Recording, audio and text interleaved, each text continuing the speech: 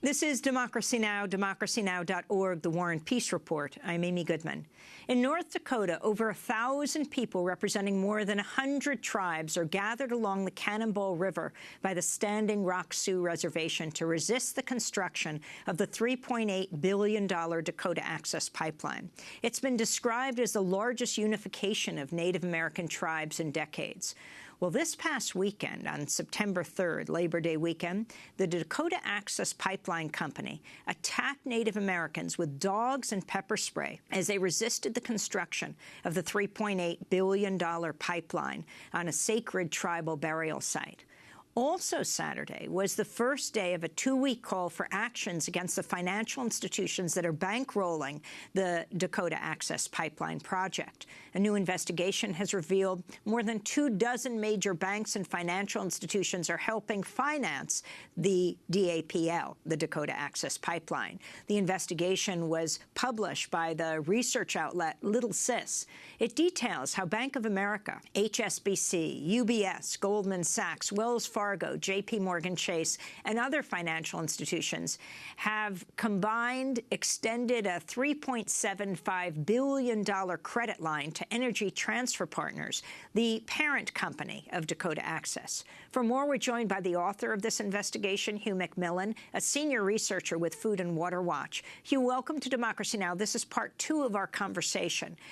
Tell us what's most important to understand about the structure of the Dakota Access Pipeline Company. Dakota Access, LLC, is a joint venture of Phillips 66 and a joint venture of two members of the Energy Transfer family, Energy Transfer Partners and Sunoco Logistics. Enbridge and Marathon Oil have bought into this joint venture. Together, they now have about a 37% stake in the pipeline, in the Dakota Access Pipeline. How are the banks involved? Well, that's they're banking on this company and banking on being able to drill and frack for the oil to send through the pipeline over the coming decades. So they're providing the capital for the construction of this pipeline. And explain what the banks are. Which banks are they, and how are they involved? Well, I've got a list of the 17 banks that are specifically providing financing for this project. And it's also coupled together with a energy transfer partner project to convert an existing pipeline that would connect to the south end of the Dakota Access Pipeline and run oil all the way down to the Gulf Coast, where there are refineries and also export infrastructure. Can you tell us that list of 17 banks?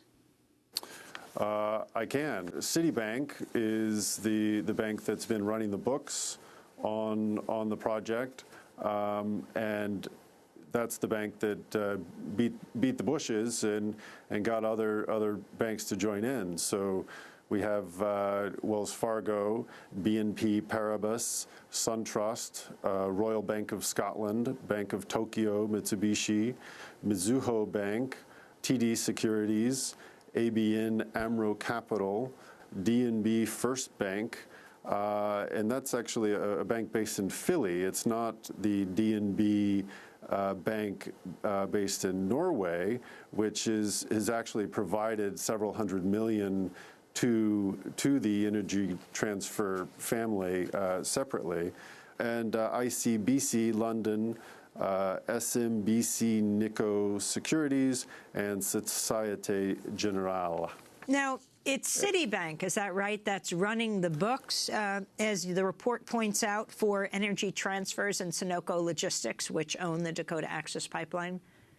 That's right, by and large. So they have the largest share, and they've spearheaded the effort. So what we published in LittleSis was the 30-plus banks that have provided general financing for Sunoco Logistics and Energy Transfer Partners through working with Rainforest Action Network, we're able to who has access to Bloomberg Terminal, we were able to determine the 17 banks that I just listed, who are providing the direct financing for the Dakota Access project. And in addition, for the Energy Transfer Partners project to extend this pipeline on down to Texas. So collectively, this pipeline would run from near the Canadian border on down to the Gulf Coast of Texas, over 1,800 miles. I was just talking to an oil trucker in the plane back from North Dakota. And he trucks from the Bakken fields to other areas of North Dakota, just locally. And he said it is stunning to see the drop in demand for oil just in this past year. He's been trucking for 4 years. Mm-hmm. What about this decline in demand and what this will mean? If you ask Morgan Stanley, they said a year ago that the oil producers are getting into prison shape, and without irony. So this is a long-term. These are long-term investments from the banks. There's they fully expect the United States to maximize its production of oil and gas through widespread fracking. What do you mean prison shape? I have a note here. They explain that some prisoners, and I quote, contrive clever equipment and workouts that result in fitness levels that surpass the traditional gym shape.